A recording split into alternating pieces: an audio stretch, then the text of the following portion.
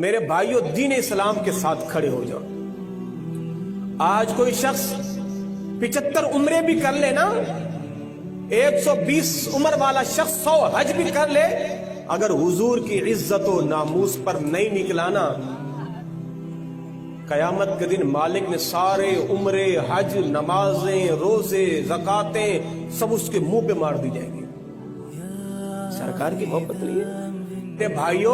ہم تو زندگی میں نہ جانے کئی ایسے مواقع آئے ہیں حضور کی عزت و ناموس پہ حملے ہوئے ہیں اور ہم ہاتھ پہ ہاتھ دھرے بیٹھے رہ گئے۔ ہم نے کہا جناب یہ تو مولویوں کا مسئلہ ہے، جیسے کلمہ مولوی نے پڑھا، آپ نے تو پڑھا ہی نہیں ہے۔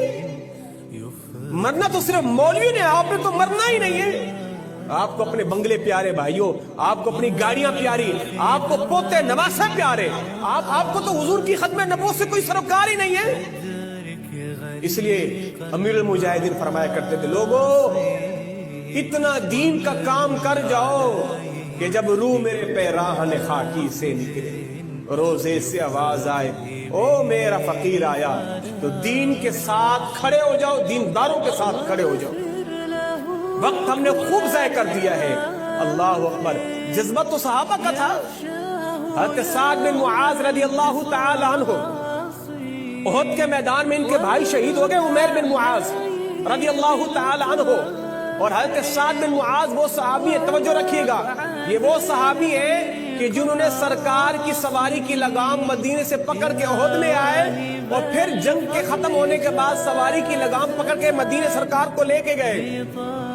سعد بن معاذ نے سواری کی لگام پکڑی ہوئی ہے، دیکھا کہ سامنے ان کی والدہ آ رہی ہے، کہا حضور یہ میری والدہ ہے۔ حضور نے فرمایا کہ سواری کو روکو، تمہاری والدہ سے تعزیت کرتے ہیں۔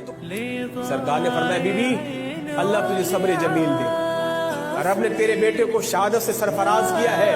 سنو میرے بھائیوں، مائیں تو وہ تھی جو صحابہ کی مائیں تھی۔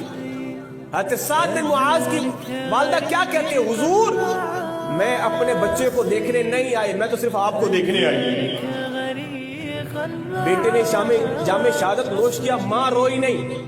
اچھا اب وہی سعد بن معاذ سرکار کی سواری کی لگام پکڑے مدینے چلے گئے۔ سنو اب زیادہ عرصہ نہیں ہوا، احد کے میدان بعد خندق کا مارکہ آیا، احد کے بعد خندق کا مارکہ آیا۔ ابھی ایک بھائی احد میں شہید ہو چکا ہے اور دوسرا بھائی تڑپ رہا ہے، مالک تو مجھے کب موقع دے گا، تو مجھے کب موقع دے گا۔ اور جب خندق کا مارکہ لگا، حضرت سعد بن معاذ رضی اللہ تعالی عنہ تیر، تلوار، نیزے لیے اور پہلوانوں کی طرح اکڑ کر کے، یعنی اللہ اس رسول کی محبت میں مٹکتے مٹکتے چلتے ہوئے آ رہے ہیں۔ اما عائشہ فرماتی ہے کہ جب میرے گھر کے پاس سے ان کا گزر ہوا تو سعد بن معاذ اپنے آپ سے کہہ رہے ہیں، او سعد ذرا ٹھہر کے چل، او سعد ذرا ایسا چل، اتنی جلدی بھی کیا ہے۔ اور پھر کہتے ہیں اے سعد اگر آج رب تجھے شہادت کا جام پلا دے تو مزہ نہیں آ جائے گا،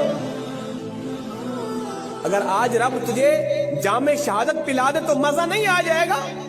سعد بن معاذ رضی اللہ تعالیٰ عنہ خندق کا میدان لگا ہوا ہے اور لڑ رہے ہیں، آگے سے ایک ابن ارقم نامی شخص نے حضرت سعد بن معاذ کو تیر مارا، آپ نے جام شہادت نوش کیا۔ جو سرکار کے غلام سعد بن معاذ حضور کی عزت و ناموس پہ پیرا دیتے دیتے جام شہادت نوش کرے، اللہ کا عرش بھی ہل جائے۔